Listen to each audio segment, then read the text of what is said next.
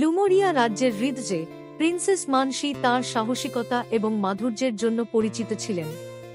তিনি রাজ্যের চারপাশের ঘন জঙ্গল ঘুরে দেখতে পছন্দ করতেন এবং প্রায়ই প্রকৃতির লুকানো রহস্য আবিষ্কারে দিন কাটাতেন। একদিন রোদঝলমলে বিকেলে যখন তিনি ঝকঝকে লুনা নদীর পাশে হাঁটছিলেন, তখন গাছের মধ্য থেকে একটি ক্ষীণ গর্জনের শব্দ শুনলেন। কৌতূহলী হয়ে তিনি গভীর জঙ্গলে প্রবেশ করলেন। সেখানে তিনি একটি বিশাল সিংহকে একটি ফাঁদে আটকে থাকতে দেখলেন। সিংহটির সোনালী কেশর এবং উজ্জ্বল নীল রঙের চোখ ছিল, যা মেয়েটির মনে অদ্ভুত উষ্ণতার অনুভূতি জাগাল। কে তোমার সাথে এমন করেছে? জিজ্ঞাসা করলেন মানসি সিংহটির পাশে বসে। সিংহটির কণ্ঠ তার মনে প্রতিধ্বনিত হল, আমি জোরিয়ন, লুমোরিয়ার জাদুকরী হৃদয়ের অভিভাবক। এক দুষ্ট জাদুকর ভারণক আমাকে এখানে আটকে রেখেছে রাজ্যের জাদু শুষে নিতে। মানসি দৃঢ় সংকল্পে বললেন, তাহলে আমি তোমাকে মুক্ত করব। তিনি নিজের ছুরি দিয়ে সিংহটির বাঁধন কেটে দিলেন। সঙ্গে সঙ্গে বাতাসে জাদুর ঝিলিক দেখা দিল। সিংহটি উঠে দাঁড়ালো, তার গায়ের রং যেন আরো উজ্জ্বল হয়ে উঠল, কিন্তু তার দৃষ্টি কোমল রয়ে গেল। ধন্যবাদ, সাহসী রাজকন্যা। কিন্তু লুমোরিয়ার বিপদ এখনো শেষ হয়নি। ভারণক রাজ্যের মূল থেকে আলোর স্ফটিকটি চুরি করেছে। এটি ছাড়া লুমোরিয়া শুকিয়ে যাবে। মানসি দৃঢ়ভাবে বললেন, তাহলে চল আমরা এটি ফিরিয়ে আনব। জোরিয়ন নিজেকে নিচু করল আর মানসি তার পিঠে চড়ে বসলেন।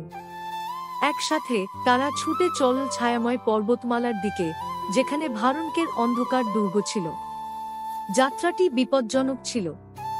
তারা অগ্নিস্রোত পার হল, জাদুকরী ঝড়ের মুখোমুখি হল এবং ছায়ার নেকড়েদের সাথে লড়াই করল, যারা তাদের পথ রোধ করার চেষ্টা করছিল। প্রতিটি বাধা পেরিয়ে মানসির সাহস আরো দৃঢ় হল। শেষ পর্যন্ত তারা ভারণকের গুহায় পৌঁছাল। দুর্গটি মায়াবী ধাঁধার প্রহরায় ছিল। আমার পাশে থেকো, জোরিয়ন বললেন।